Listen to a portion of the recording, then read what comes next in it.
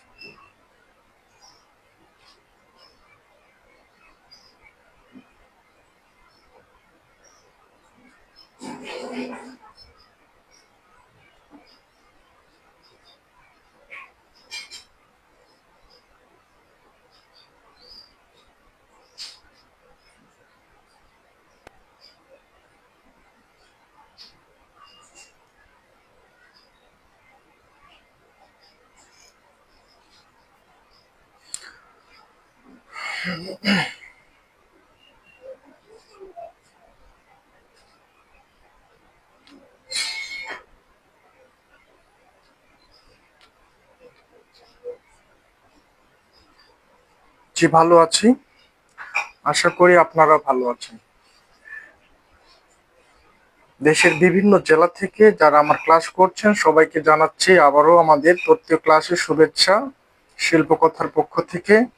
আজকের তথ্য class number 45, topic হচ্ছে রং এবং জল রং। গতকাল রাতে ক্লাস নিতে পারিনি, বৈদ্যুতিক সমস্যা। আজকে সকালও ছিল না, এর মধ্যে ছিলাম কনফিউশনে যে ক্লাসটা নিতে পারবো কিনা। তো যাই হোক, বিদ্যুৎ চলে এসেছে। আমরা সময় নষ্ট করব না, আমরা রাইট টাইমে ক্লাস শুরু করে এবং রাইট টাইমে শেষ করার চেষ্টা করব, কারণ কখন বিদ্যুৎ চলে যাবে সেটা আসলে বলা মুশকিল।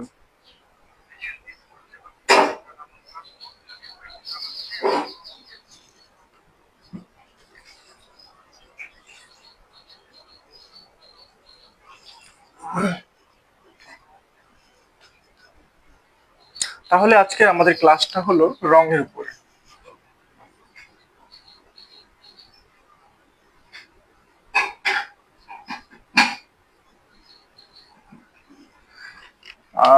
রং হলো শিল্পের একটি মৌলিক উপাদান। ঠিক আছে, এমন একটি মৌলিক উপাদান যেটা আসলে আমাদের শুধু শিল্প ক্ষেত্রে নয়, আমরা দু চোখ বন্ধ যখন রাখি তখন কিচ্ছু দেখতে পাই না, তখন এমন একটি ধ্রুপদ রং দেখতে পাই যেটা হচ্ছে ব্ল্যাক। ঠিক আছে, তো চোখ খুললেই আমরা আমাদের চোখের সামনে যা দেখি সবগুলোই হচ্ছে কালার।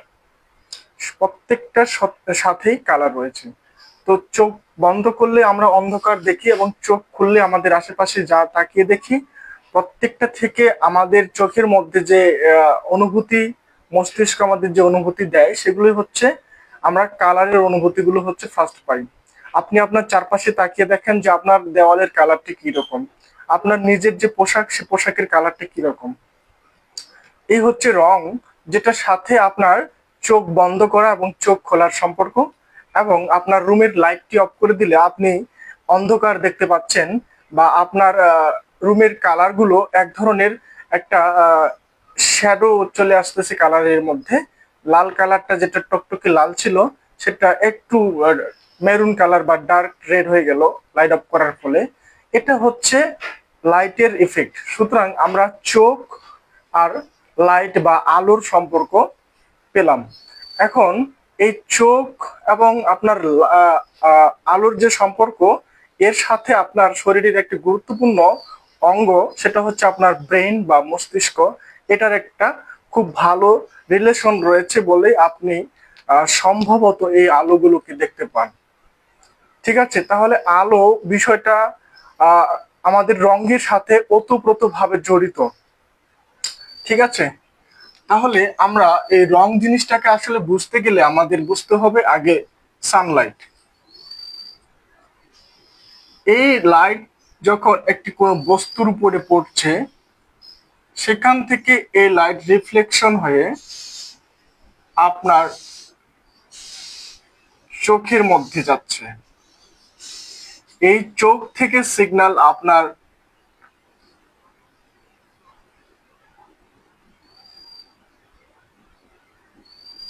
মস্তিষ্কে যাচ্ছে, ঠিক আছে? এই চোখ থেকে যখন সিগন্যাল মস্তিষ্কের মধ্যে যাচ্ছে, তখন মস্তিষ্ক এই বস্তুটি আসলে কি রঙের সেটার যে উত্তর সেটা আপনাকে দিচ্ছে।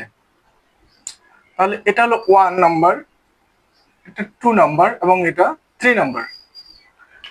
এই সানলাইট যদি অফ হয়ে যায়, আপনি যা দেখবেন সেটা হচ্ছে ব্ল্যাক, শুধুই কালো বা অন্ধকার।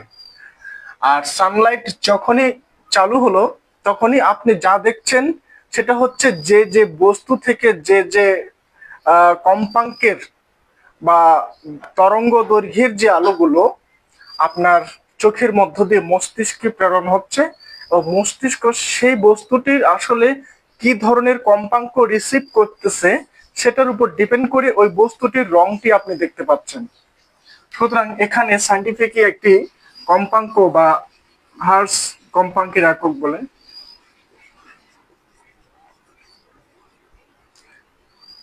এবং এই কম্পাঙ্কের সাথে একটি বস্তু থেকে বিভিন্ন ধরনের কম্পাঙ্ক তৈরি হয়, সেটা তার কালারের উপর ডিপেন্ড করে। এবং এই কম্পাঙ্ক মূলত হচ্ছে 430 থেকে শুরু করে এটা 750 পর্যন্ত কম্পাঙ্কের হার্স গুলো তৈরি হয়। আর সব থেকে কম কম্পাঙ্ক যেটা 430, এখান থেকে লাল আলোটা, এবং সব থেকে বেশি যেটা 750-এর মধ্যে রয়েছে সেটা হচ্ছে বেগুনি কম্পাঙ্ক। এটা এই রকম, ঠিক আছে? আর এই কম্পাঙ্কের জায়গায় যদি আমি তরঙ্গ দৈর্ঘ্য লিখি,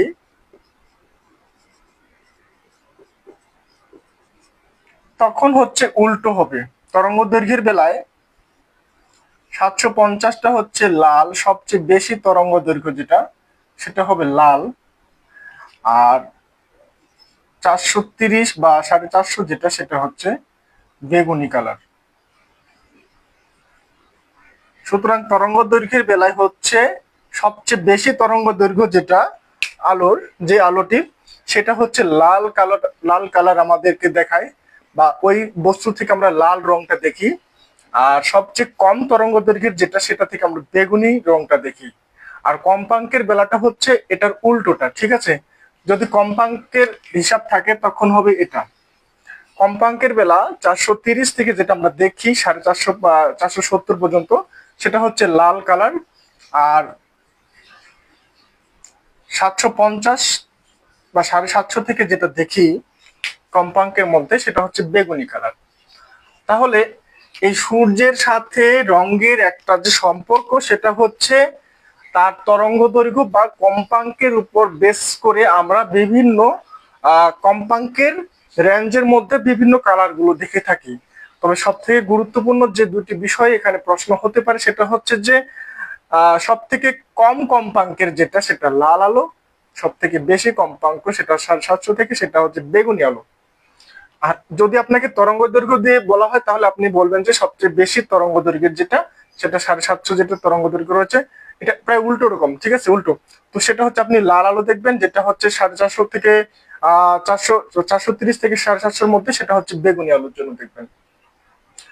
আর এই বিষয়টি আবিষ্কার হয়েছে, এটার আবিষ্কার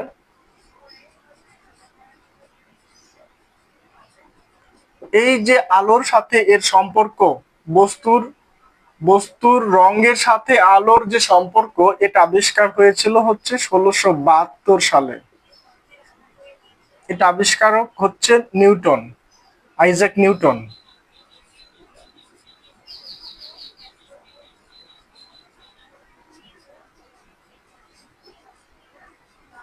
স্যার আইজাক নিউটন এটি 1632 সালে আবিষ্কার করেন। স্যার আইজাক নিউটন, এটি তিনি পরীক্ষা করেছিলেন একটি প্রিজমের মধ্য দিয়ে আলো প্রবাহ আহ, আলো নির্গমন করা বা প্রবাহ করার মধ্য দিয়ে তিনি এখানে মোট টোটাল 7টা রং দেখতে পান।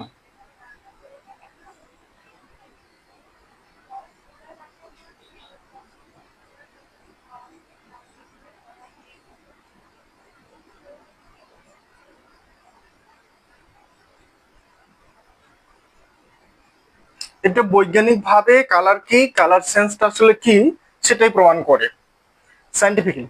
আর এই বৈজ্ঞানিক তত্ত্বের মধ্য দিয়েই আহ, শিল্পকলা বা শিল্প, আধুনিক শিল্প বলেন বা আমরা যে কালারগুলো দেখি আসলে এই সত্যটাকে আমরা মেনে নিয়েছি। এবং শিল্পের ক্ষেত্রেও তাই, কালার হচ্ছে মূলত হচ্ছে সূর্যের তাপমাত্রা বা আলোর যে টেম্পারেচার বা তীব্রতা, টেম্পারেচার না তীব্রতা, আলোর তীব্রতার উপর ডিপেন্ড করে কালার গুলোর শেড গুলো চেঞ্জ হয়, টিন্ট গুলো চেঞ্জ হয়। তো এটাই হলো মূল বিষয় যে আপনার সূর্যের আলো যেদিন খুব প্রখর সেদিন আপনার শার্টের কালারটা খুব চকচকে করছে, বা সেদিন আপনার রেড কালারের শার্টটা খুব লাইট দিচ্ছে, আপনি রাস্তা দিয়ে হেঁটে যাচ্ছেন সবার চোখে লাগছে।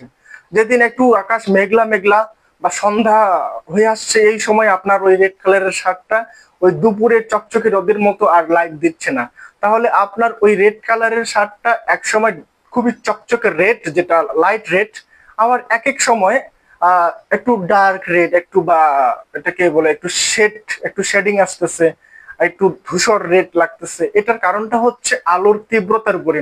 তাহলে বুঝেন যে আলো হচ্ছে রঙের ক্ষেত্রে কতটা গুরুত্বপূর্ণ। একটা রংকে দেখার জন্য তার রঙের শেডের জন্য আলো হচ্ছে একটি প্রধান উপাদান, যেটার মাধ্যমে আমরা এই বস্তুর রংগুলোকে বিভিন্ন শেডে দেখতে পাই। তীব্র আলোতে তীব্র রং, হালকা আলোতে হালকা রং।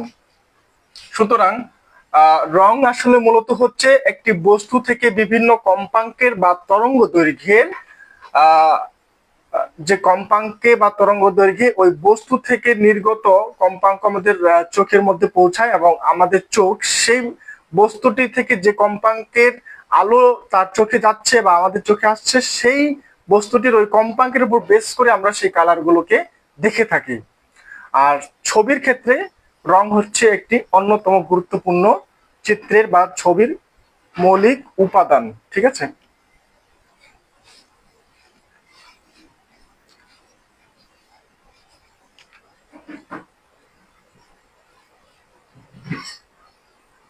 যারা ক্লাসে একটু লেট করে এসেছেন সমস্যা নেই, আপনারা রেকর্ড ক্লাসটা দেখবেন।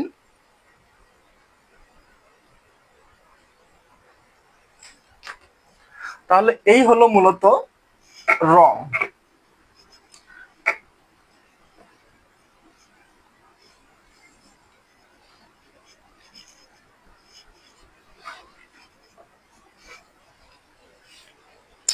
আর রঙের বৈজ্ঞানিক ভিত্তিটা এবং রং কি এই বিষয়টা নিয়ে আমরা একটু আলোচনা করলাম হালকা। সকালবেলা একটু রান্না বান্না চলছে, বিভিন্ন রকমের শব্দ আসবে, আপনারা অনেকে কাজে ব্যস্ত আছেন, তারপরেও একটু চেষ্টা করবেন, তো এর জন্য দুঃখিত। আর আমরা এখন রঙের দুটি দিক নিয়ে আলোচনা করব।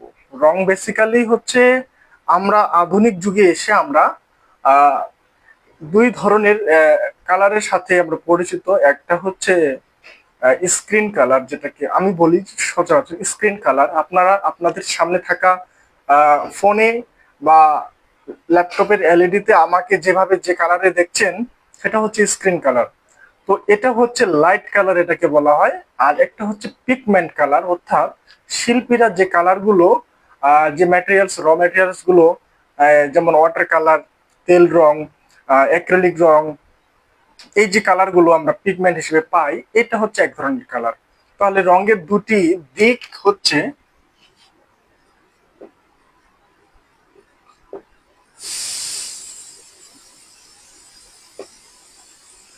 এক হচ্ছে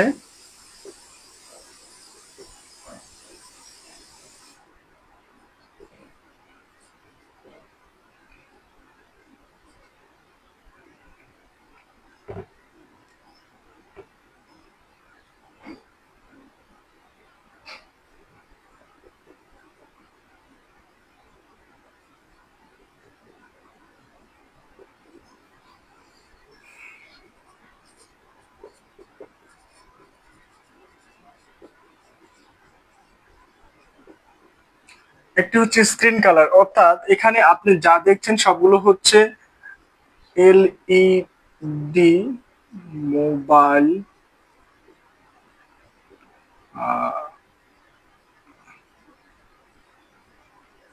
ল্যাপটপ।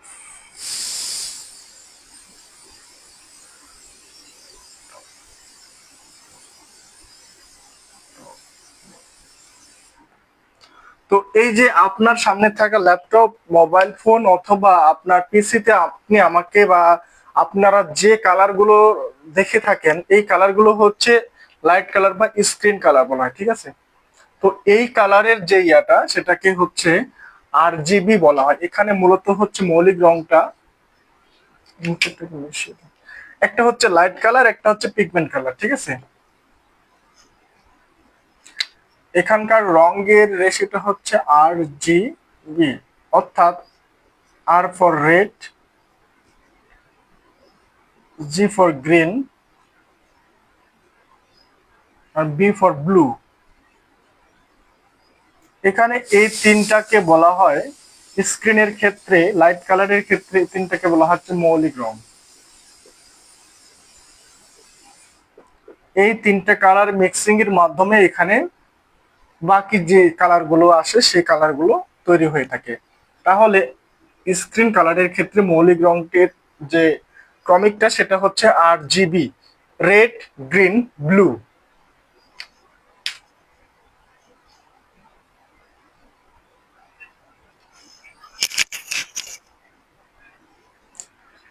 আর পরেরটা কি বললাম, পরেরটা হচ্ছে, আচ্ছা আপনাদের এটা লেখা হয়ে গেলে আমি পরিষ্কার করি।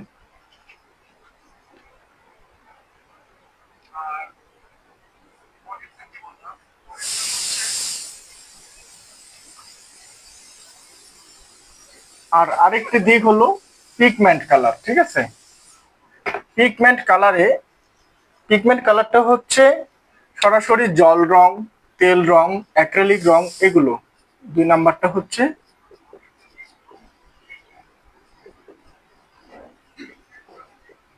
পিগমেন্ট কালার, অর্থাৎ এখানে জল রং, তেল রং,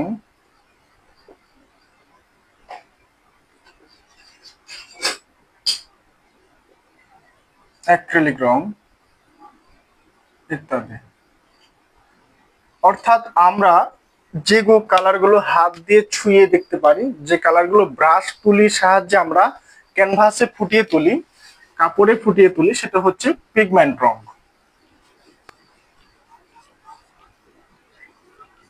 বস্তুগত দৃশ্যমান ব্রাশ তুলির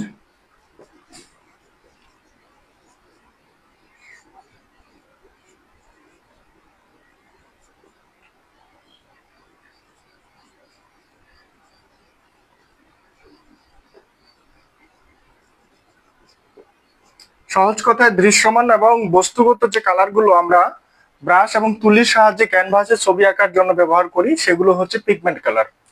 এই পিগমেন্ট কালারের সিরিজটি হচ্ছে রেড,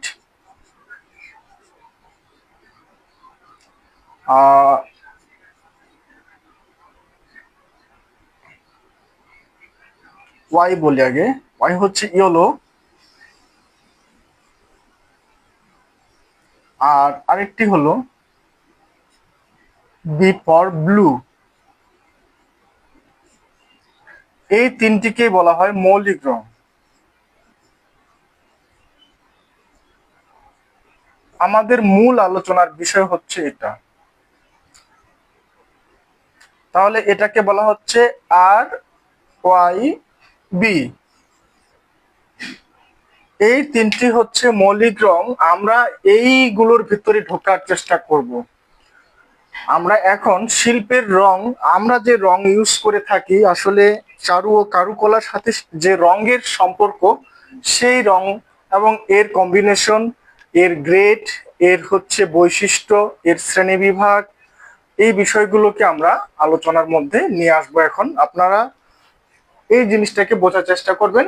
আমরা RYB বা রেড, ইয়েলো, ব্লু এই মৌলিক রং তিনটি নিয়েই আমাদের পরবর্তী এখান থেকে মাধ্যমিক রং, মাধ্যমিক রংগুলোর সাথে মৌলিক রংগুলোর মিক্সিং, অথবা মাধ্যমিক রঙের সাথে মাধ্যমিক রঙের মিক্সিং এর মধ্য দিয়ে যে টারশিয়ারি রং বা হ্যাঁ টারশিয়ারি কালার গুলো তৈরি হয়, এই যে বিষয়গুলো এখানে, তাহলে আমরা এই রঙের মধ্যে আলোচনা করব হচ্ছে মৌলিক রং, মাধ্যমিক রং এবং টারশিয়ারি রং।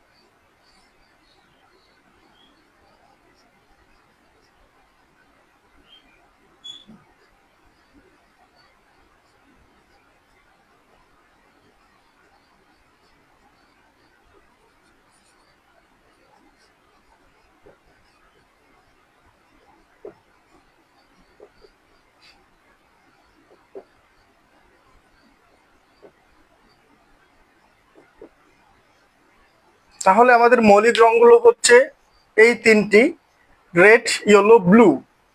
এই মৌলিক রং তিনটির সাথে একটির সাথে আরেকটির সংমিশ্রণে যে রং তৈরি হবে সেটা হচ্ছে মাধ্যমিক রং বা সেকেন্ডারি কালার।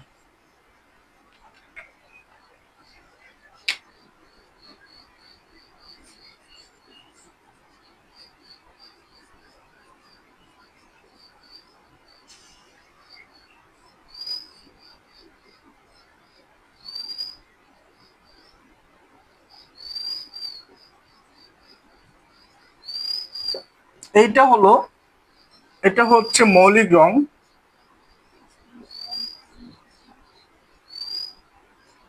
এটি একটি মৌলিক রং। তাহলে দুইটি মৌলিক রঙের সংমিশ্রণে যে রংটি হচ্ছে সেটা হচ্ছে মাধ্যমিক রং।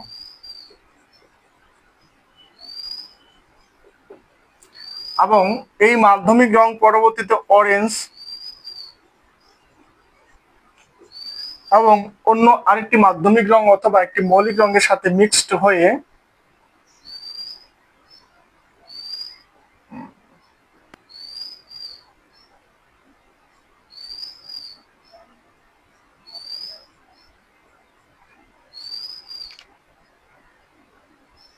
ব্লু, নীল সাথে অরেঞ্জ।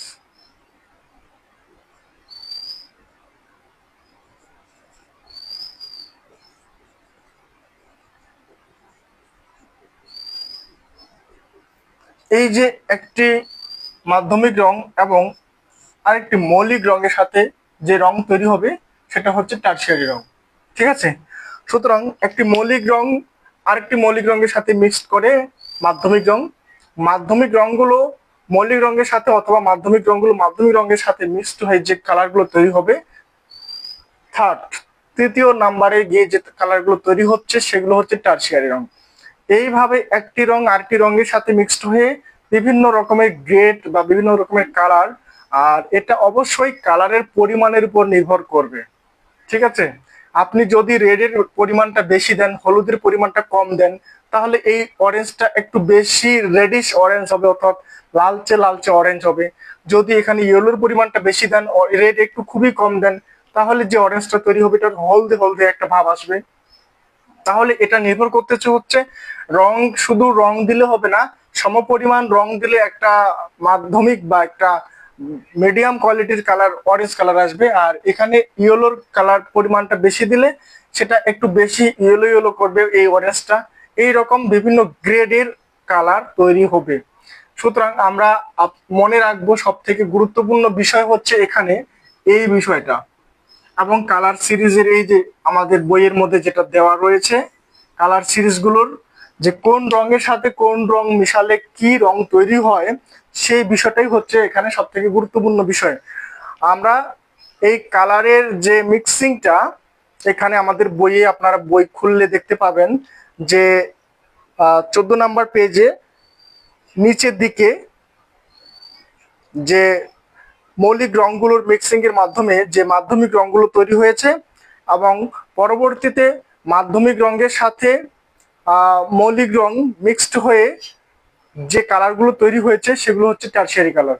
আর এইখানকার যে কালারের যে মিক্সিং এর যে কয়েকটি লাইন রয়েছে, 1 2 3 4 5 6 7 8 9টা লাইন, ঠিক আছে। এই মূলত হচ্ছে মাধ্যমিক রঙের সাথে মৌলিক রং এবং মৌলিক রঙের সাথে মৌলিক রঙের মিক্সিং এর মাধ্যমে যে কালারগুলো তৈরি হচ্ছে, এই সিরিজটা আপনারা খুব ভালো মতো মনে রাখবেন। এটা খুবই গুরুত্বপূর্ণ একটি সিরিজ, আপনার পরীক্ষায় এই ধরনের আসতে পারে বলতে আসবেই হয়তো 2-1টা প্রশ্ন এখান থেকে নৈবিত্তিকে। তাহলে মৌলিক রং কি, মাধ্যমিক রং কি এবং টারশিয়ারি কালার গুলো কি কি, আমরা এই বিষয়টা ক্লিয়ার করার চেষ্টা করলাম, হয়তো বুঝতে পেরেছেন। তাহলে রং মূলত হচ্ছে 3 ধরনের, একটা হচ্ছে মৌলিক রং, মাধ্যমিক রং এবং হচ্ছে আরেকটি টারশিয়ারি বা টারশিয়ারি কালার, ঠিক আছে।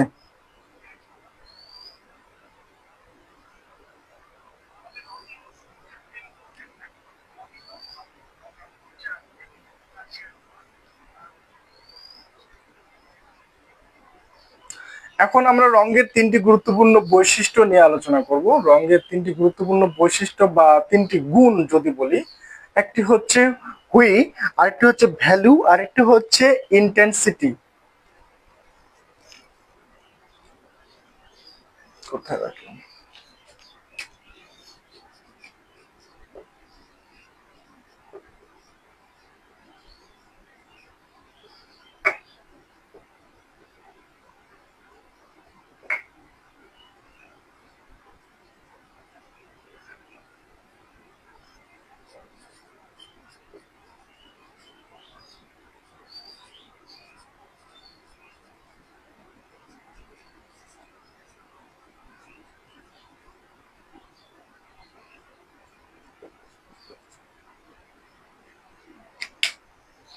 রঙের 3টি গুরুত্বপূর্ণ গুণ বা এটাকে বৈশিষ্ট্য বলা যেতে পারে।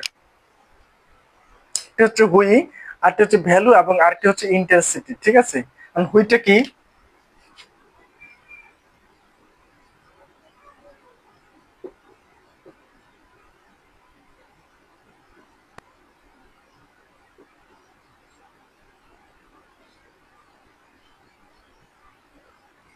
আপনি যে কালারটি দেখছেন সেটাকে সেই কালার বলছেন, আপনি কালার ব্লাইন্ড নন। আসলে যারা কালার ব্লাইন্ড নয়, সেই মানুষগুলো যারা ঠিকঠাক মতো কালারগুলোকে আমরা দেখে চিনতে পারি, অনেকে আবার কালার নিয়ে কনফিউশন হয়ে যায়, পাশাপাশি দুটি কালার রেডের দুটো গ্রেড পাশাপাশি রাখলে একটু কনফিউশন হয়ে যায়, তো এইটা হলো একটা আলাদা বিষয়। তবে যারা আমরা কালারগুলো ঠিকঠাক মতো দেখি, যেটা রেড সেটা রেড, যেটা ইয়েলো সেটা ইয়েলো, যেটা অরেঞ্জ সেটা অরেঞ্জ, যেটা নীল সেটা নীল, তো যেটা যে কালার সেটা সেই কালার বলা বা সেইটাকে সেই কালার চিহ্নিত করার যে বিষয়টা, এটাকে বলা হচ্ছে হুই, ঠিক আছে। আর কালারের ভ্যালু যেটা, সেটা ভ্যালুটা হচ্ছে আপনার হালকা লাল, এরপরে হচ্ছে লাল, এরপরে হচ্ছে গাঢ় লাল। এই যে বিষয়টা, একটা কালারের যদি 3টা মেইন বিষয় বলি, যে 3টা মেইন গ্রেড, একটা হচ্ছে যেটা কালার সেটা রেড রেড, এই রেডের একটু হালকা ভাবটা এবং এই রেডের একটা গাঢ় ভাব রয়েছে। 3 ভাগে যদি বলি, হালকা লাল, লাল এবং গাঢ় লাল। এই যে কালারের ভ্যালুটা, এটা হচ্ছে এই বিষয় যে একটি কালারের হালকা, মাধ্যমিক যেটা যে রং সেইটা, এবং গাঢ় যে ভার্সনটা, এই ভার্সনটাকে বা এই গ্রেডটাকে বলা হচ্ছে কালারের ভ্যালু। আর ইন্টেন্সিটিটা হচ্ছে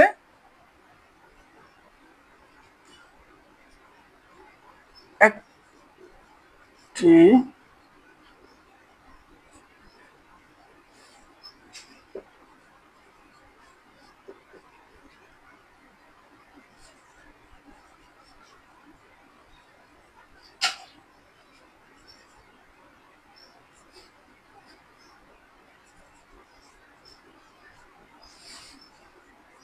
একটি রঙের উজ্জ্বলতা এবং এর মলিনতা, অর্থাৎ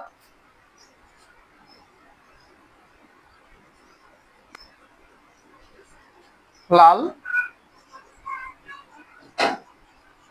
ধূসর লাল। এটা হলো একটা কালার আছে, ঠিক আছে, রেড কালার। এটার পরবর্তী স্টেপে গিয়ে একটা ধূসর রেড হয়ে গেল, বা রেডটা ফ্যাকাশে হয়ে গেল। তো এইটা হচ্ছে একটি কালারের উজ্জ্বলতা এবং মলিনতার উপর বেস করে যেটা বৈশিষ্ট্য বলা হচ্ছে, সেটা হচ্ছে কালারের ইন্টেন্সিটি। ঠিক আছে, ব্রাইট রেড এবং একটি ধূসর রেড, এটা হলো কালারের ইন্টেন্সিটি। তাহলে কালারের তিনটি গুরুত্বপূর্ণ গুণ আপনারা লিখবেন, হুই, ভ্যালু এবং ইন্টেন্সিটি। ঠিক আছে।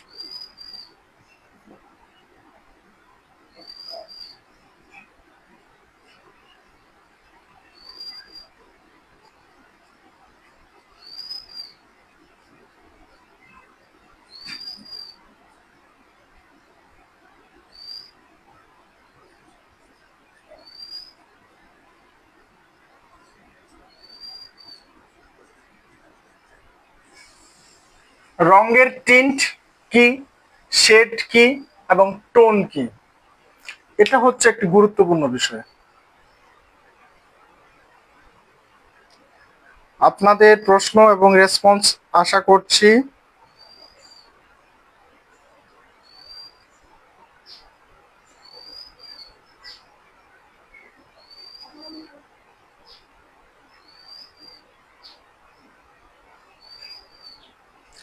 এখন আমরা রঙের টিন্ট, শেড, টোন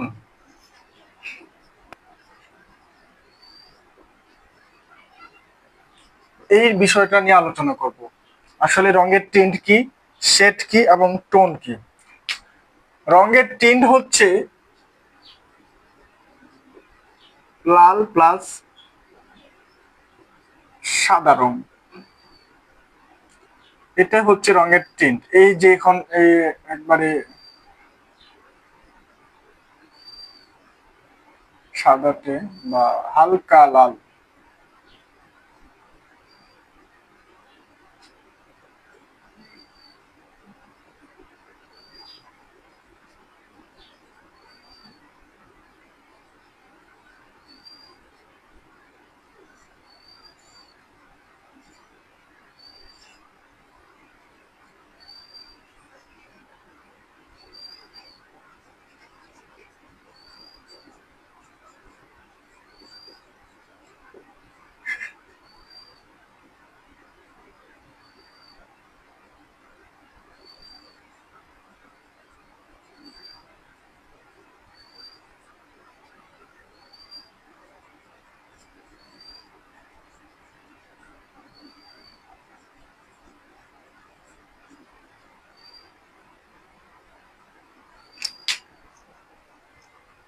লিখেছেন? এইগুলো এইভাবে টপিক টপিক করে মনে রাখার চেষ্টা করতে হবে, যে রঙের টিন্ট কি, টোন কি, শেড কি। আমি এর আগে রঙের ক্লাসিফিকেশন বা বৈজ্ঞানিক ভিত্তিতে রং আসলে কি।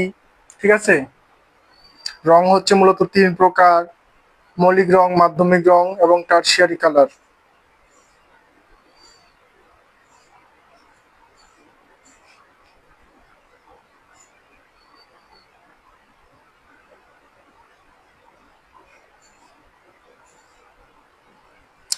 আর লেখা হয়ে গেছে আপনাদের?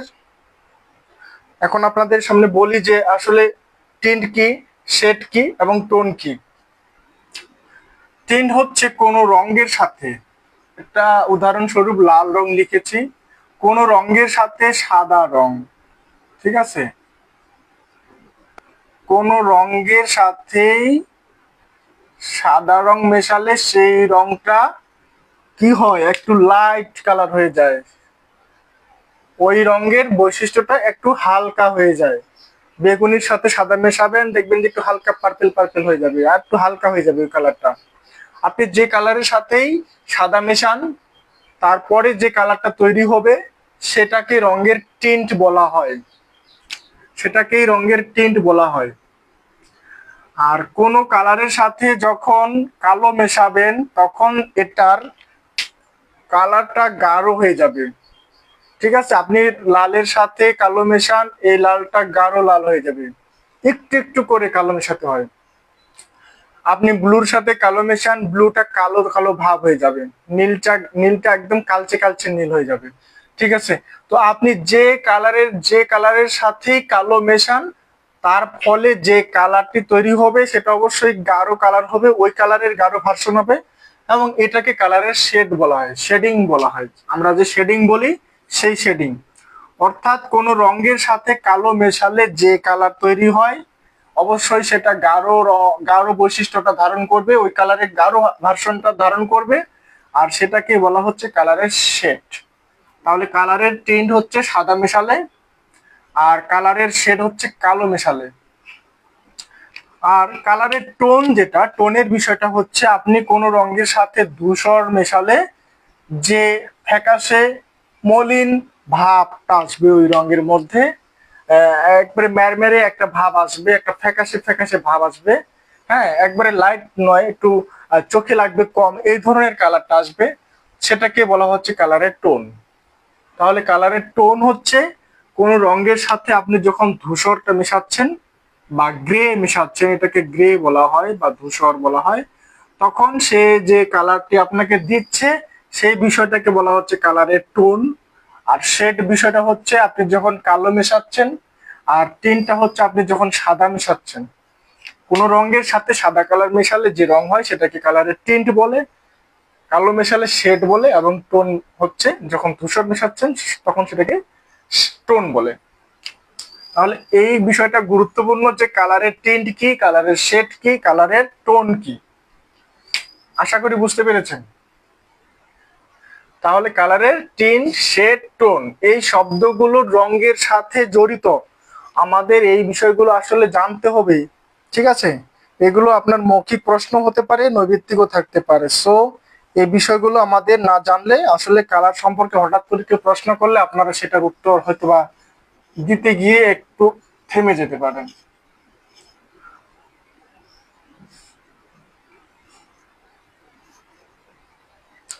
এখন আমরা কালারের মধ্যে কিছু কালার রয়েছে যেগুলোকে ওয়ার্ম কালার বলা হয়। ঠিক আছে, মানে উষ্ণ রং। আর এক ধরনের কালার রয়েছে, এটাকে বলা হয় কুল কালার, অর্থাৎ আহ নরম রং বা ঠান্ডা রং, যেটাকে আমরা বিশেষত হচ্ছে আহ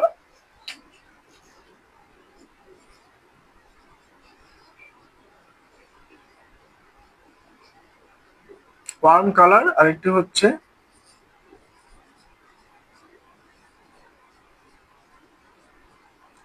আপনি একটি গ্রীষ্মের দৃশ্য আঁকছেন, গ্রীষ্মকালের একটি দৃশ্য আঁকছেন, সেই গ্রীষ্মের দৃশ্যে আপনি যদি নীল নীল রং দিয়ে থাকেন, সবুজ সবুজ রং দিয়ে থাকেন, তাহলে আসলে ওই দৃশ্যটার যে ভাব, গ্রীষ্ম মানে আমরা জানি প্রচন্ড গরম, ঘাম হবে, হ্যাঁ, প্রখর রোদ, একবারে সব দিকে লাল লাল, হলুদ হলুদ রঙে ছড়াছড়ি। তো এই বিষয়টা যে এই যে শুকনো শুকনো ভাব, সব জায়গায় কঠোরতা, সব জায়গার গরম ভাবটা কি হচ্ছে গ্রীষ্ম, তাই না? তো এই গরম ভাব, এই রোদের তীব্রতা, এই সব বোঝাতে গিয়ে আপনাকে অবশ্যই ওয়ার্ম কালার গুলো ইউজ করতে হবে। এই ওয়ার্ম কালার গুলো হচ্ছে লাল,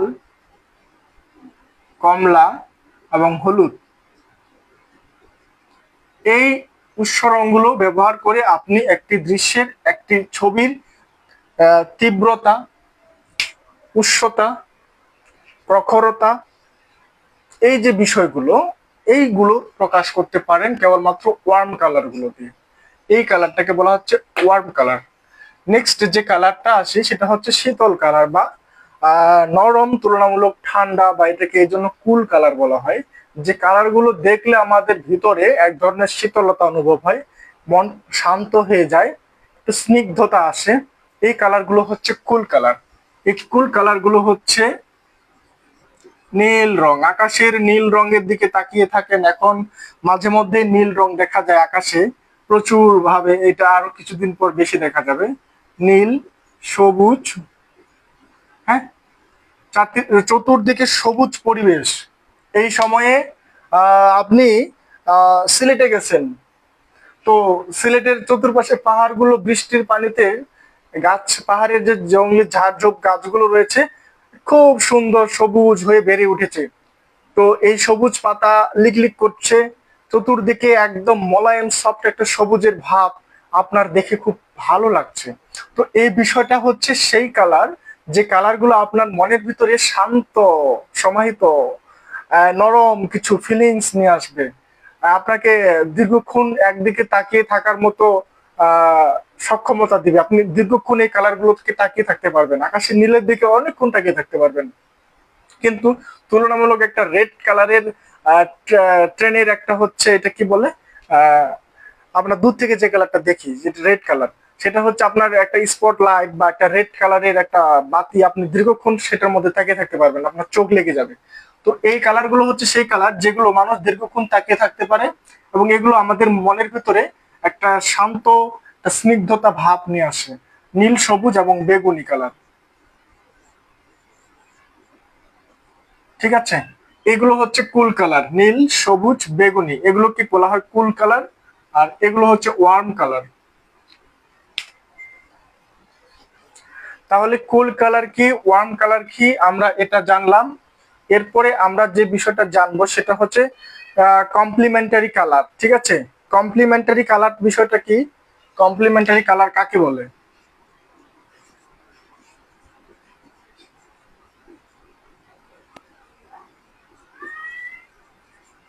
কমপ্লিমেন্টারি কালার, কমপ্লিমেন্টারি কালার বিষয়টা হচ্ছে এরকম, যে একটি কালারের ঠিক অপোজিট কালার, অর্থাৎ যে দুটি কালার পাশাপাশি রাখলে একটা কন্ট্রাস্ট তৈরি হবে, বিপরীত, দিনের বিপরীত যেমন রাত, এই রকম বিষয়টা। মানে একটি কালারের ঠিক অপোজিট কালার বা ঠিক বিপরীত কালার, যে দুটি কালার পাশাপাশি রাখলে একে অপরের মধ্যে একটা কন্ট্রাস্ট হবে, বা আহ, বিপরীত তৈরি হবে, বা চোখে লাগবে, এরকম একটা বিষয়। মানে আপনি কোনোভাবে মেনে নিতে পারবেন না যে আসলে এই কালারের সাথে এই কালারটা যাচ্ছে না। যেমন লালের সাথে সবুজ আসলে কন্ট্রাস্ট তৈরি করে। তো এই বিষয়গুলোকে, এই কালার গুলোকে বলা হচ্ছে কমপ্লিমেন্টারি কালার।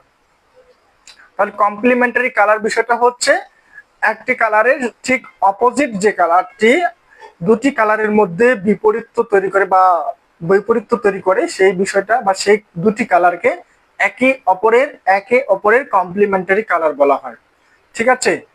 আর এই কমপ্লিমেন্টারি কালার গুলো হচ্ছে, লালের কমপ্লিমেন্টারি কালার হচ্ছে সবুজ,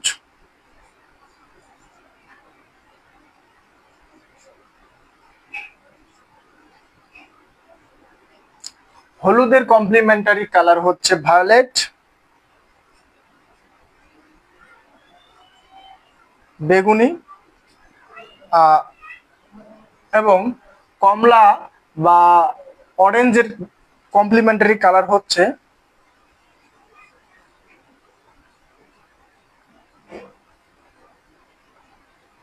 নীল বা ব্লু। তাহলে একটি কালারের ঠিক বিপরীত কালার গুলোকে কমপ্লিমেন্টারি কালার বলে।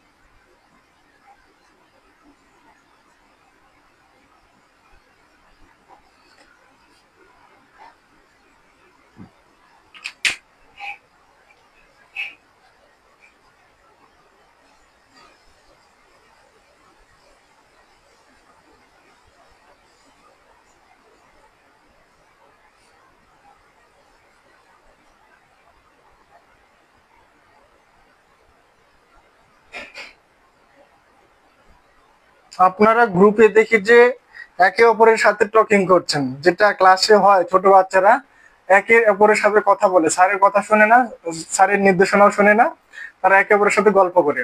হ্যাঁ, এই বেঞ্চের সাথে ওই বেঞ্চের মাথা ঢুকিয়ে ঢুকিয়ে লুকিয়ে লুকিয়ে। তো আপনারা গ্রুপে সেই জিনিসটা শুরু করেছেন, একে অপরের সাথে কথা বলতেছেন বিভিন্ন বিষয় নিয়ে। আচ্ছা, ক্লাসের বিষয়গুলোতে আপনারা রেসপন্স করতেছেন না, যেটা কি এটা বুঝলেন কিনা, এইরকম হয়ে গেছে বিষয়টা একটু। তাহলে কমপ্লিমেন্টারি কালার গুলো কি কি? যে কালার গুলো একটি কালারের অপোজিট কালার, অর্থাৎ একটি কালারের অপোজিট বা বিপরীত কালার গুলোকে বলা হচ্ছে কমপ্লিমেন্টারি কালার। এই কমপ্লিমেন্টারি কালার হচ্ছে মূলত লালের কয়েকটি কমপ্লিমেন্টারি কালার হচ্ছে লালের বিপরীত কালার সবুজ, হলুদের বেগুনি এবং কমলার নীল। পরীক্ষায় রাতে এই প্রশ্নগুলো এখান থেকে প্রশ্ন হবে এবং বই থেকে প্রশ্ন হবে। আপনারা একটু প্লিজ ক্লাসে একটু মনোযোগ দেন।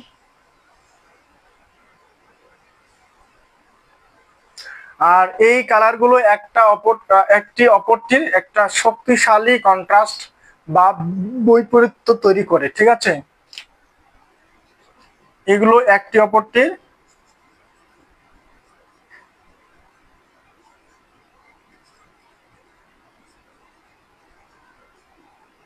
কন্ট্রাস্ট বা বৈপরীত্য।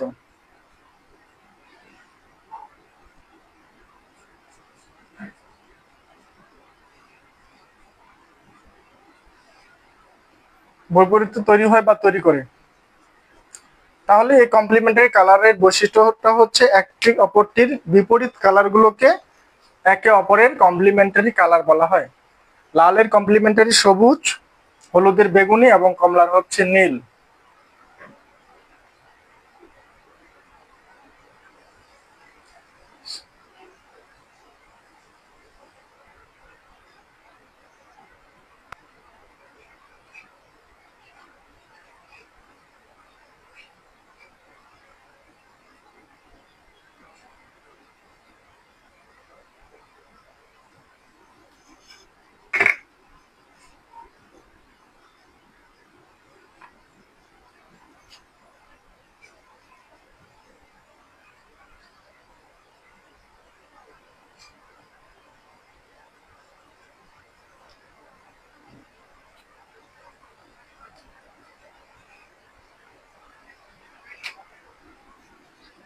আমরা 3 নম্বর পর্যন্ত, 1 2 3 4, এটা 5 নম্বর।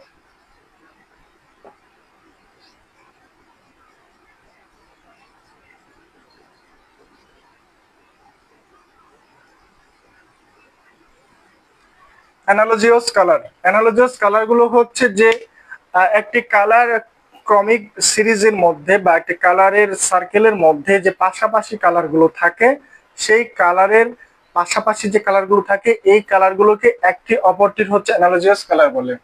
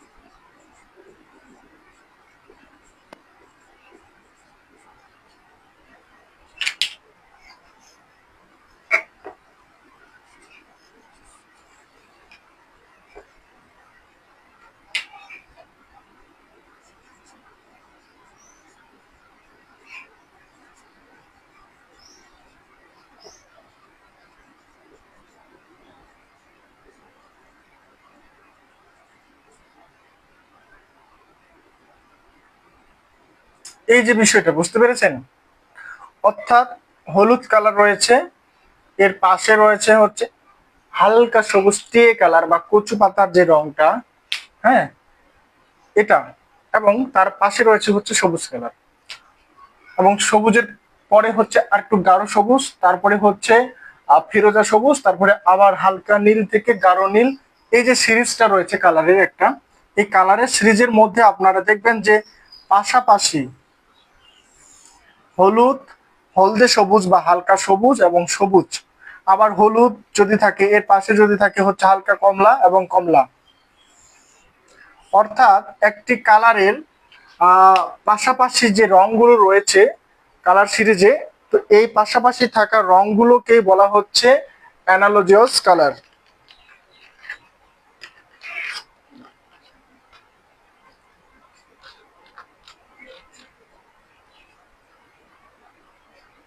কোনো প্রশ্ন?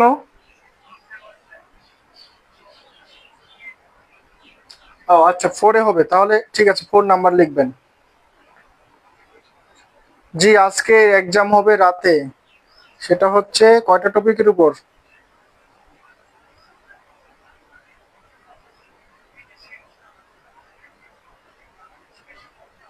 3টা টপিকের উপরে এক্সাম হওয়ার কথা রয়েছে।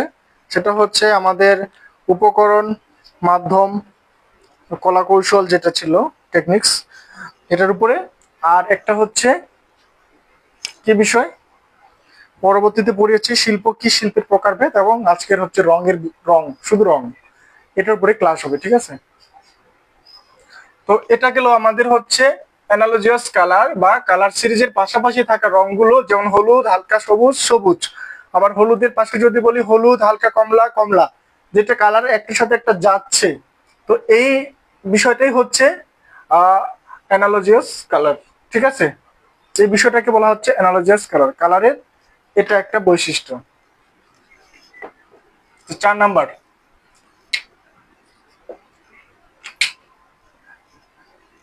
এবার আসি মনোক্রমিক কালার কি। আসলে মনোক্রমিক কালারটা কি? 5 CHR,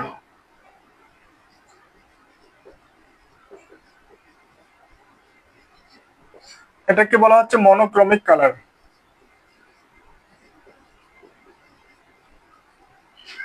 মনোক্রমিক কালারটা হচ্ছে ঠিক এই কালারটা, এটা একটা রং, এটা লাল রং হতে পারে, এই লাল রঙের শেড, অর্থাৎ আপনি একটা ছবি আঁকছেন, শুধু লাল কালার দিয়ে ছবি আঁকছেন, আর কালো দিয়ে বললে বেশি সুবিধা হয় আপনাদের, ঠিক আছে?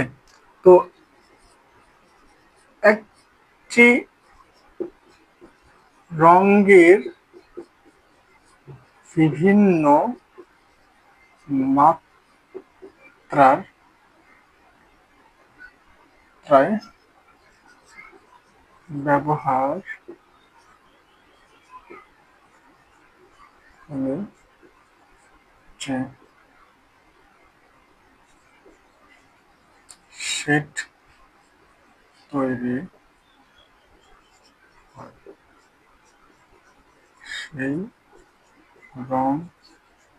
রঙগুলোকে মনোক্রমিক কালার বলে।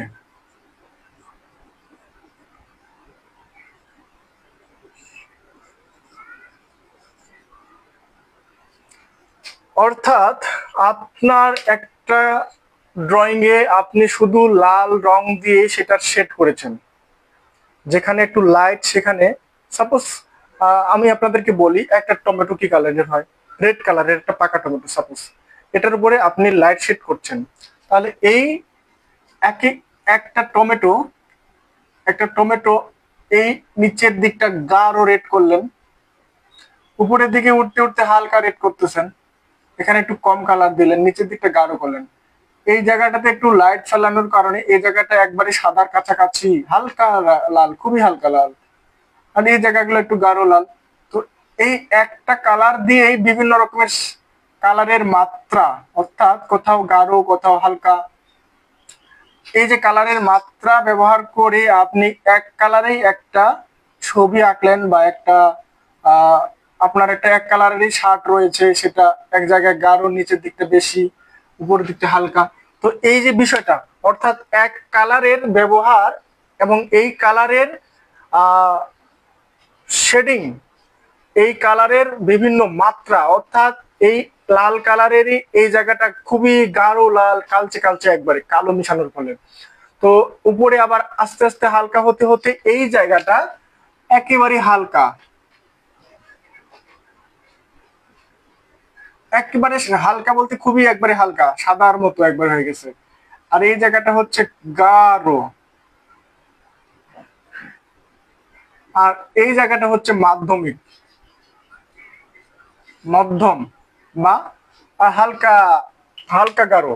তো এই যে এক কালারের বা একটি রঙের বিভিন্ন মাত্রায় ব্যবহারের ফলে যে শেডিংটা তৈরি হচ্ছে বা ব্যালেন্সটা বা তৈরি হচ্ছে, বা এটাকে বলি আমরা হচ্ছে আহ, যে রঙের তারতম্য হচ্ছে, রঙের তীব্রতার যে তারতম্যটা হচ্ছে, অবশ্যই এটি একটি রঙের।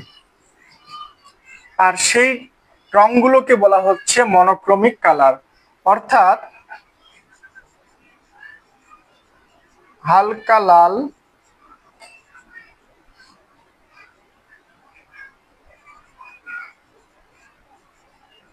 মধ্যম গাঢ় লাল, আবার যখন আবার একবারে গাঢ় লাল। এই লাল কালারেরই যে শেডিং গুলো বা রঙের তারতম্যের ফলে, শেডের তারতম্যের ফলে যে সিরিজটা তৈরি হচ্ছে, এই কালারগুলোকে একটি অপরটির মনোক্রমিক কালার বলে। অর্থাৎ এক রঙেরই বিভিন্ন শেড বা আহ, আহ, কম বেশি বা হওয়ার কারণে যে রঙের শেডিংটা তৈরি হচ্ছে, একটা রঙেরই যে বিভিন্ন রকমের শেডিং তৈরি হচ্ছে, এটাকে বলা হচ্ছে মনোক্রমিক কালার।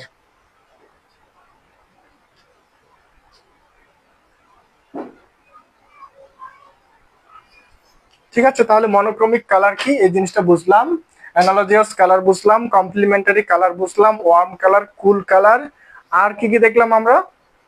কালারের তিনটা পূর্ণাঙ্গ বা পূর্ণ বৈশিষ্ট্য বা তিনটি গুণ দেখলাম। এইগুলো হচ্ছে মোটামুটি আমাদের কালারের বৈশিষ্ট্য, কালারের ক্লাসিফিকেশন, কালার কি, কোনটা মনোক্রমিক, কোনটা হচ্ছে অ্যানালজাস, কোনটা কমপ্লিমেন্টারি, এই বিষয়গুলো আমাদের আজকের আলোচনার বিষয়ের মধ্যে ছিল।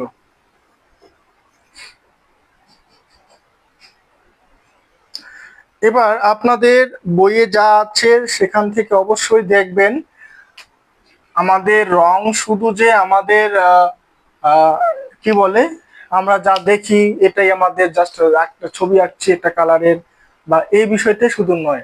রং হচ্ছে আপনার মনস্তাত্ত্বিক অনুভূতি বা ফিলিংস, এবং আপনাকে এমন ভাবে আপনার জীবনের সাথে রং আপনাকে প্রভাবিত করে।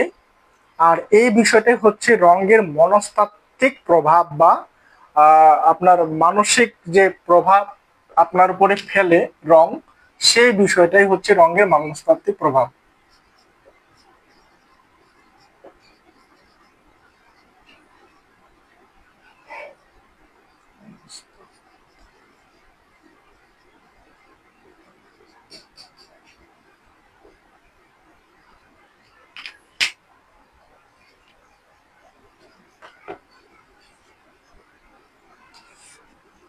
এইখানে একটু আলোচনার বিষয় রয়েছে, লাল রং আপনার জীবনে কি কি প্রভাব ফেলে। হলুদ, সবুজ, নীল,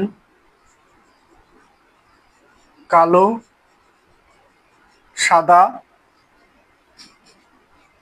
আরেকটা হচ্ছে বেগুনি। এই তো মোটামুটি, আরো ছিল একটা কমলা ছিল। হ্যাঁ, তো আমাকে এখন আপনারা বলেন, বইয়ে তো পড়েছেন অবশ্যই, তো আপনারা আপনাদের জাস্ট একটুকু বলছি যে এই বিষয়টা গুরুত্বপূর্ণ। এই বিষয়টা গুরুত্বপূর্ণ এই কারণে যে এখান থেকে আপনার প্রশ্ন আসতে পারে যে লাল কালার আপনার মানসিক যে প্রভাব আপনার উপরে বিস্তার করে, লাল কালার দেখলে আপনার যে ফিলিংস বা অনুভূতিগুলো হয় সেগুলো কি কি। লাল কালার আপনার হচ্ছে রাগ, ক্ষোভ, ঠিক আছে, ভালোবাসা, এগুলো প্রকাশ করে।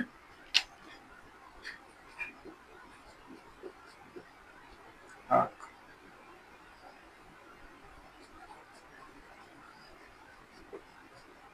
ভালোবাসা, উষ্ণতা, তীব্রতা। তো এই বিষয়গুলোই হচ্ছে রঙের মনস্তাত্ত্বিক। এই বিষয়গুলো আপনারা একটু মনে রাখার চেষ্টা করবেন যে লাল রঙের মনস্তাত্ত্বিক প্রভাবগুলো কি কি। লাল রং দেখলে বা লাল রং কখন কখন ব্যবহার করা হয়, যখন কোনো জায়গায় একটা ভালোবাসার একটা লাল গোলাপ না হলে কেমন হয়। তো আপনার খুব রাগ হচ্ছে, ওই সময় ওই ওই মানুষটাকে কেমন কালার দিবেন আপনি, খুব রেড কালার দিয়ে ওকে, অ্যাংরি মানুষ, একটা অ্যাংরি বার্ড বা অ্যাংরি ম্যান যদি আঁকেন তখন তার কালারটা অবশ্যই লাল দিবেন। তো এই যে বিষয়গুলো, যে আপনি লাল দিয়ে কি বোঝাতে চাচ্ছেন, লাল কালারটা আসলে কি প্রভাব বিস্তার করছে আপনার উপরে। আপনি যখন একটু রোমান্টিক মুডে থাকছেন তখন আপনার কালারটা একটু লাল লাল হয়ে যাচ্ছে, ঠিক আছে, আপনার কালারটা একটু কমলা কমলা হয়ে যাচ্ছে। তো কমলা রংটা হচ্ছে লালের পাশাপাশি এটা আপনার মধ্যে একটা আহ আপনার মধ্যে একটা উষ্ণতা ভাব নিয়ে আসতেছে, আপনার মধ্যে একটা ভালো লাগার ভাব নিয়ে আসতেছে। তো এই লাল কালারটা আবার আপনার খিদা বাড়িয়ে দেয়।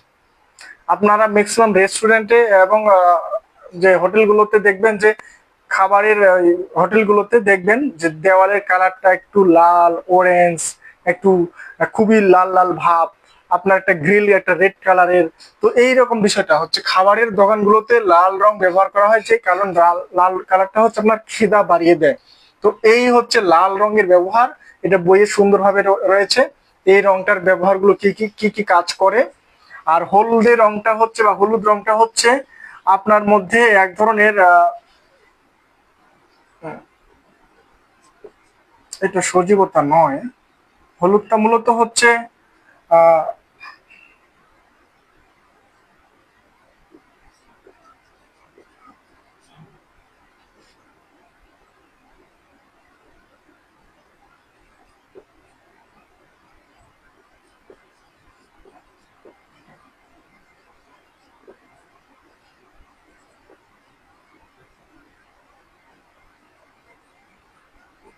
আলোর উজ্জ্বলতার ক্ষেত্রে ব্যবহার করা হয় এই রংটা সব থেকে বেশি, ঠিক আছে।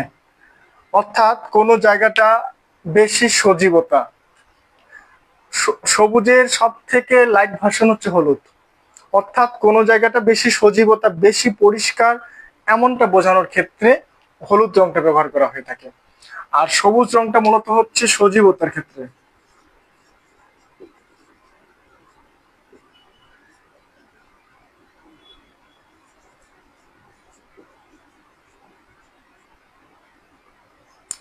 নীল রং হচ্ছে, নীলের হচ্ছে হালকাটা হচ্ছে আপনার আহ গাঢ়টা হচ্ছে বিষণ্ণতা,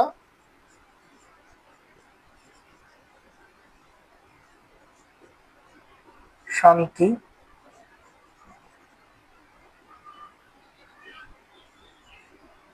স্নেহ। কালোটা হচ্ছে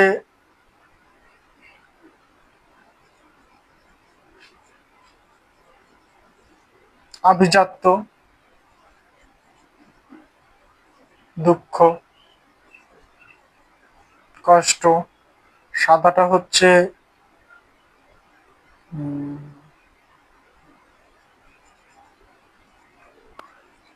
পবিত্রতা, শুদ্ধতা। বেগুনি হচ্ছে আহ এটাকে হচ্ছে আধ্যাত্মিকতা।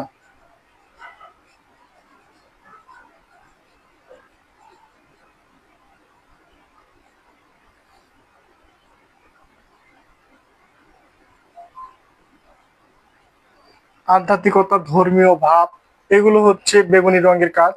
সাদা হচ্ছে পবিত্রতা, শুদ্ধতা। আর কালো হচ্ছে আভিজাত্য, দুঃখ, কষ্ট, এটা আপনি জানেন। আমরা কোনো দুঃখ কষ্ট পেলে বা এটা কোনো বিশেষ শোক দিবসে আমরা কালো বেশ ধারণ করি। তো নীল রংটা হচ্ছে আবার গাঢ় নীল, যেটা সেটা বিষণ্ণতার প্রতীক। আবার হালকা নীল আবার কালারটা হচ্ছে শান্তির প্রতীক। আহ শান্তি, শুভ্রতা, বা শুভ্রতা না, শান্তি বা একটা সফট মাইন্ডেড বা স্নেহ, ভালোবাসা, এইরকম হচ্ছে নীল রংটা। আর সজীবতা এবং নতুনত্বটা হচ্ছে সবুজের প্রতীক। আর হলুদটা হচ্ছে মোটামুটি উজ্জ্বলতা, এবং আহ লালটা হচ্ছে রাগ, ভালোবাসা, উষ্ণতা এবং তীব্রতার প্রতীক। ঠিক আছে? তো এটা বইয়ে সুন্দরভাবে দেওয়া রয়েছে, আপনারা এটা এখান থেকে পড়বেন, এখান থেকে প্রশ্ন আসবে। ঠিক আছে? এটা গুরুত্বপূর্ণ, এই জন্য বিষয়টা আপনাদের কাছে তুলে ধরলাম।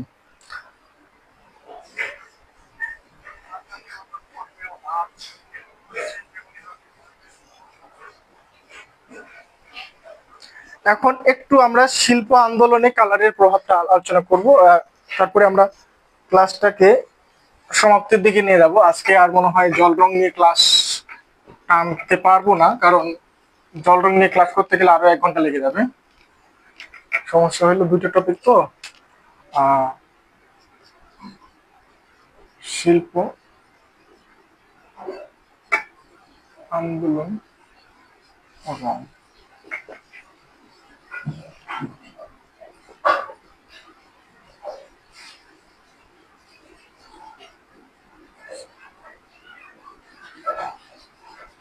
ফবিজম, ঠিক আছে।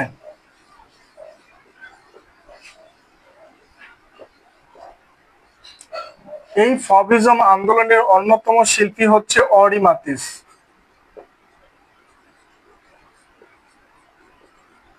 আর পোস্ট ইমপ্রেশনিজম,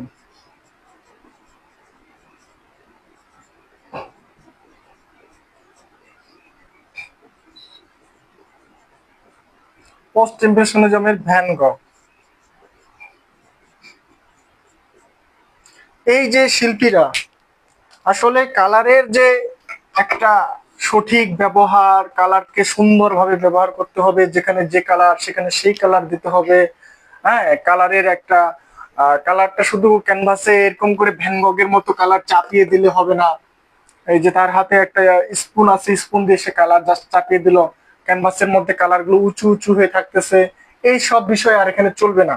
তো এই কালারটাকে একবারে লিওনার্দোর মতো সফট 3D কালার, একবারে কালারটা মিশে গেছে একটা অপরের সাথে, এই বিষয়গুলো যে আগে নিয়মের মধ্যে ছিল। তো এই নিয়মটাকে ভেঙে শিল্পীরা যে শিল্প আন্দোলন শুরু করলো, এই ইমপ্রেশনিজম থেকে শুরু করে, ইমপ্রেশনিজমে তারা যা দেখলো তাই আঁকলো, এখানে কালারটাকে ওরা ইচ্ছে মতো ইউজ করেছে ঠিক, কিন্তু ওইভাবে বিতর্কিত ভাবে কালারটাকে ইউজ করেনি। সেই বিতর্কিত ইউজের বিষয়টা এখান থেকে শুরু হয়েছে মূলত পোস্ট ইমপ্রেশনিজমের ভ্যান গগের যে কালার চাপানো ক্যানভাসের মধ্যে, কালার এমন ভাবে সে কালার চাপিয়েছে, ক্যানভাসকে আমি যদি সাইড থেকে দেখি তবে ক্যানভাসের মধ্যে দেখবো যে উঁচু উঁচু পাহাড়ের মতো অনেকগুলো টেক্সচার, এইভাবে একটা কালার প্লেট থেকে স্পুন দিয়ে নিয়ে এইভাবে জাস্ট চাপিয়ে দিলে ওই জায়গাটা তো উঁচু হয়ে থাকবে, এটা তো ওয়েল কালার। তো এই যে বিষয়টা, এখানে ভ্যান গগ মূলত হচ্ছে নীল রং, নীল রং প্লাস হলুদ রঙের ব্যবহারটা বেশি করেছেন। আর অরিমাতিস এই ফবিজমে এসে এই পাগলা শিল্পী কি করলেন, তো ইনি আবার এমন ভাবে কালার ইউজ করলেন যে আসলে একটা আর আপনাকে কি বলবো আমি, এটা আকাশি রং হচ্ছে নীল, আমরা দেখি আকাশি রং নীল, ঠিক আছে, মেঘের রং সাদা, এটাই তো স্বাভাবিক। যদি কেউ আকাশের রংটা পুরো লাল দিয়ে ফেলছে, টকটকে লাল, একবারে র কালার একটা লাল, ঠিক আছে, এখানে কোন রকম কালার মিক্স করেনি। আমরা জানি আকাশ মাঝে মধ্যে একটু লালচে হয়, কিন্তু উনি ডাইরেক্ট একটা ডিরেক্ট একটা র কালার নিয়ে আকাশে মেরে দিল। আপনার এটাকে স্বাভাবিক মনে হবে? এটা কি হতে পারে? তো এই যে অস্বাভাবিকতা, এই যে বিতর্কিত কাজগুলো, এই কাজগুলোই করেছিলেন অরিমাতিস। তো এইখানে এসে রঙের ব্যবহারে শিল্পী শুধু তার অনুভূতিকেই কাজে লাগিয়েছেন, নিজস্ব ফিলিংস বা এক্সপ্রেশন। ঠিক আছে, পোস্ট ইমপ্রেশনিজমটা মিশিয়ে দিলাম। তো মডার্ন আর্টে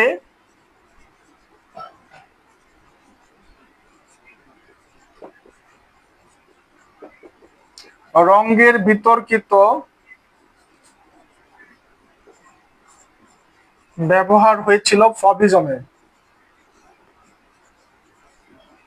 ফবিজম শিল্প আন্দোলনে।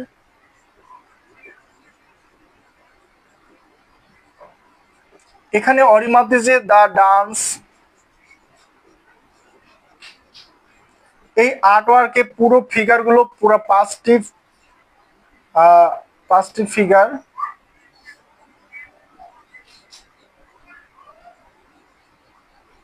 পাঁচটি ফিগার আঁকা হয়েছিল। পাঁচটি ফিগারে পুরো একবারে গাঢ় লাল রং দিয়ে মানুষ বানাই দিয়েছে তিনি। ফিগারের মধ্যে কোন রকম নাই, জাস্ট ফিগার এঁকেছেন বাচ্চাদের মতো করে, এবং এক একটা এক এক রকম ভঙ্গিতে দেখে মনে হচ্ছে এরা নাচ করতেছে, কোন আদিম মানুষ আদিম সভ্যতার এরকম একটা ডান্স হচ্ছে, একে অপরের হাত ধরে সার্কেল করে ডান্স করতেছে। ফিগার গুলো হচ্ছে পুরো রেড কালারের। এই যে কালার ব্যবহারের যে নিজস্বতা, স্বাধীনতা, এখানে শিল্পী তার অনুভূতি, তার ব্যক্তিগত অনুভূতিকে সব থেকে বেশি গুরুত্ব দিয়ে ছবিগুলো এঁকেছিলেন। তো এই শিল্প আন্দোলনটি মূলত হচ্ছে আমি বলতে পারি বা আপনারা বলতে পারেন যে এটা হচ্ছে রঙের স্বেচ্ছাচারী ব্যবহার বা রং নিয়ে মাতামাতি করার একটা অবস্থা, যে শিল্পী তার যা মনে হয়েছে তিনি তা করেছেন, তার অনুভূতি, তার ফিলিংস থেকে তিনি যা মনে হয়েছে তিনি তাই করেছেন। তো এই শিল্প আন্দোলনটা হচ্ছে এই জন্য গুরুত্বপূর্ণ যে এইখানে আমরা রঙের অযাচিত, ঠিক আছে, রঙের অযাচিত এবং বিতর্কিত ব্যবহারটা এই ফবিজম শিল্প আন্দোলনে দেখতে পাই। আর রংকে উঁচু উঁচু করে ব্যবহার করার বিষয়টা আমরা দেখেছি হচ্ছে পোস্ট ইমপ্রেশনে, যেমন ভ্যান গগের চিত্রগুলোতে সব থেকে বেশি। এই দুটা মোটামুটি গুরুত্বপূর্ণ কথা আপনাদের সাথে আমার বলার দরকার ছিল রং নিয়ে।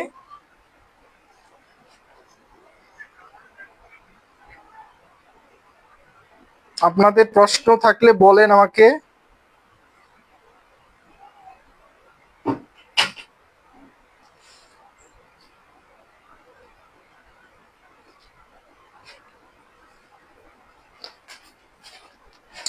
তো আমি কি বললাম আপনাদেরকে যে প্রশ্ন আপনাদের নাই, আপনাদের এখন আর দুইটা শুধু ওয়ার্ড সম্পর্কে আপনাদেরকে বলবো। শিল্প আন্দোলনে এই দুইটা ওয়ার্ড আপনাদের একটু জানা প্রয়োজন। একটা হচ্ছে ইম্পাস্তো, এটা এ, ঠিক আছে, ইম্পাস্তো বা আম্পাস্তো।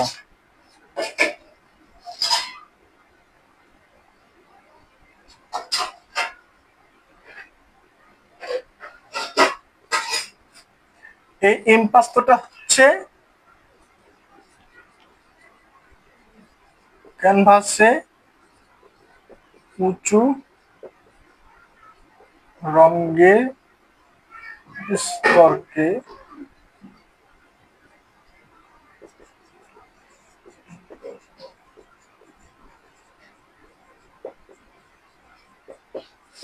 ভ্যান গগের যে রং ব্যবহার ক্যানভাসের মধ্যে, ক্যানভাসটাকে আমার বোর্ডের মতো ঝুলিয়ে রেখে সাইড থেকে তাকালে আপনি ক্যানভাসের মধ্যে রঙের উঁচু উঁচু লেয়ার গুলো দেখতে পাচ্ছেন। আর এই উঁচু উঁচু লেয়ার ব্যবহার করে যে রং করা, এটাকে বলা হচ্ছে ইম্পাস্তো, ঠিক আছে, IMPASTO, ইম্পাস্তো। বোঝা গেছে? আর দুই নাম্বারটা বলবো হচ্ছে চিরস্ক্রিন।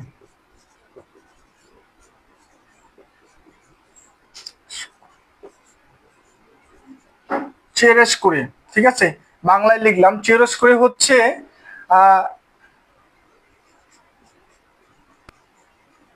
হালকা রং ও তীব্র গাঢ় রঙের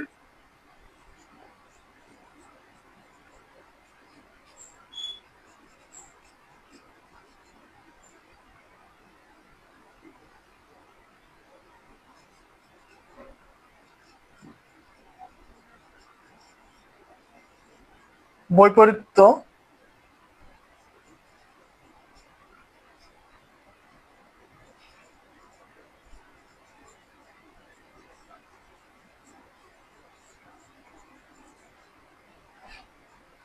অর্থাৎ আপনার ক্যানভাসের মধ্যে যে রং ব্যবহার করেছেন খুবই হালকা, মানে একবারে লাইট কালার এবং ডার্ক কালার, আমরা সেটা দেখতে পাচ্ছি হচ্ছে নিও ক্লাসিজমে, না না না, নিও ক্লাসিজমে না, তার আগে এটা গেল হচ্ছে র্যামব্র্যান্ডের যে ছবিগুলো, র্যামব্র্যান্ডের ছবিগুলো, এটা হচ্ছে রোকোকো হ্যাঁ রোকোকোর সময়, রোকোকোর শিল্প আন্দোলনে যে আমরা দেখি তীব্র গাঢ় রং একবারে কালো হয়ে গেছে এবং খুবই হালকা রং, মানে তীব্র গাঢ় রং এবং তীব্র হালকা রং, একবারে তীব্র হালকা বলা হয় না, এটাকে খুবই হালকা বলা হয়, হ্যাঁ অত্যন্ত হালকা এবং তীব্র গাঢ়। এই অত্যন্ত হালকা এবং তীব্র গাঢ়, খুবই লাইট এবং খুবই ডার্ক, এই খুবই লাইট খুবই ডার্কের বিপরীতের বৈপরীত্যের কারণে যে ছবিগুলো তৈরি হয় সেই বৈশিষ্ট্যটাকে বলা হচ্ছে চিওরস্কুরে। চিওরস্কুরে হচ্ছে সেই বৈশিষ্ট্য যে ক্যানভাসের মধ্যে তীব্র লাইট এবং তীব্র ডার্কনেস ব্যবহার করে ছবি আঁকা হয়। আর ইম্পাস্তো হচ্ছে ক্যানভাসের মধ্যে যে রং উঁচু উঁচু লেয়ার হয়ে থাকে সেটাকে বলা হচ্ছে ইম্পাস্তো। ঠিক আছে, তো এই গেল মোটামুটি রং। এখন রং সম্পর্কে যদি সর্বশেষে বলতে হয়, রং হচ্ছে শিল্পীর অনুভূতি। আর রং শুধু ডেকোরেশন না, রং হচ্ছে ভাষা, রং হচ্ছে একটি শিল্পের ভাষা। ঠিক আছে, রং হচ্ছে শিল্পের ভাষা যেটা দ্বারা শিল্পী তার নিজস্ব মতামত, নিজস্ব অনুভূতি বা ফিলিংস গুলোকে দর্শকের সামনে তুলে ধরে। আর আমরা দু চোখ খুললে যা দেখি সব আমরা রং দেখি শুধু। ঠিক আছে, প্রত্যেকটা বস্তুই কোনো না কোনো রং ধারণ করে। আর যে বস্তুটি সব রংগুলোকে শোষণ করে নেয় সেটা হচ্ছে ব্ল্যাক কালার। আপনারা লিখেন, আমার মুখে থেকে শুনে লিখেন, সব রং শোষণ করলে সেটা হয়ে যাবে ব্ল্যাক, আর সব রংকে রিফ্লেক্ট করলে সেটা হবে সাদা।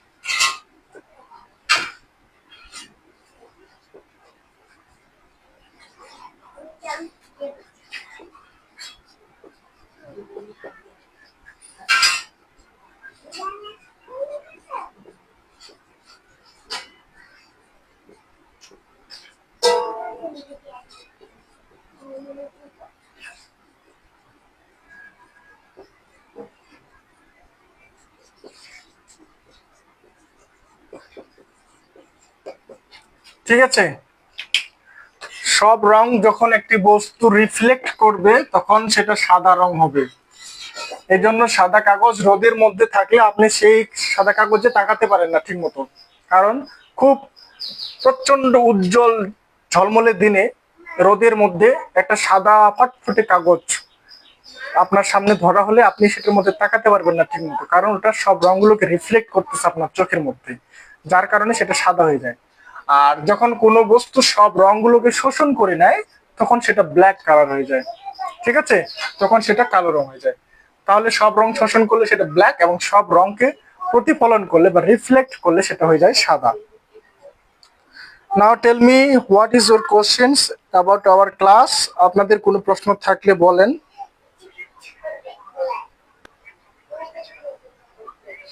আপনাদের ছোট ছোট পয়েন্ট আকারে যে ছোট ছোট প্রশ্নগুলো হতে পারে, যে সাদা রং কখন হয়, কালো রং কখন হয়, বিভিন্ন রকমের ক্লাসিফিকেশন গুলো, আমি আসলে এই বিষয়গুলোর মধ্যে আপনাদেরকে আজকের ক্লাসটা না শেষ করে চেষ্টা করলাম যে আসলে পুরো বিস্তারিত তথ্য আকারে না বলে শুধু আপনাদেরকে পয়েন্ট পয়েন্ট করে বিভিন্ন বিষয়গুলোকে ভেঙে ভেঙে আলোচনা করার বিষয়টা আর কি। এখন আপনারা জাস্ট একটু তাড়াতাড়ি বইটা বের করেন, 16 নম্বর পেজ। আপনাদেরকে এখান থেকে কিছু গুরুত্বপূর্ণ নৈবিকগুলো আপনাদেরকে বলে দেই।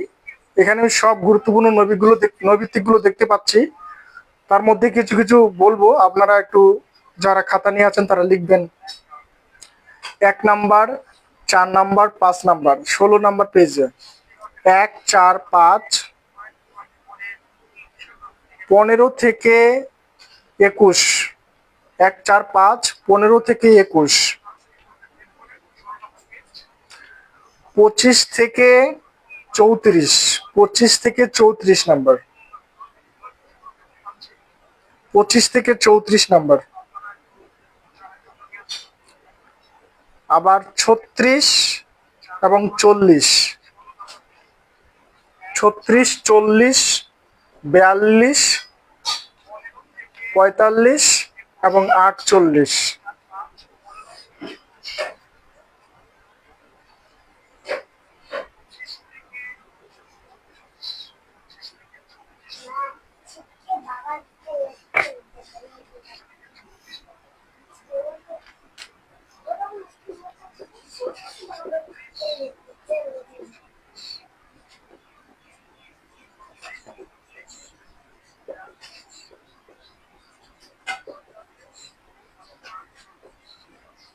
উপকরণ, করণ কৌশল।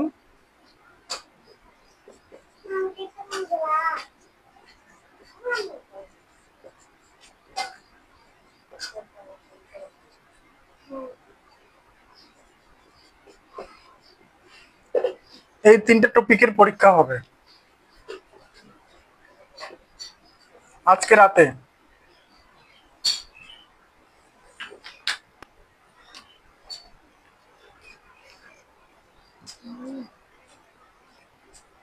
আজকে রাতে এই 3 টপিকের পরীক্ষা হবে, সেটা উপকরণ, করণ কৌশল 1 নাম্বার, করণ কৌশলের প্রথম অধ্যায়, করণ কৌশলের প্রথম অধ্যায়, তারপরে হচ্ছে শিল্প কি এর প্রকারভেদ, এবং আজকের হচ্ছে রং। ধন্যবাদ। আজকের ক্লাস এখানে শেষ করছি। আপনারা সবাই হয়তো অনেকে ব্রেকফাস্টই করেননি, এখন পর্যন্ত না খেয়ে আছেন আমার মতো। তো সবাইকে ধন্যবাদ জানিয়ে আজকের ক্লাসটা শেষ করছি।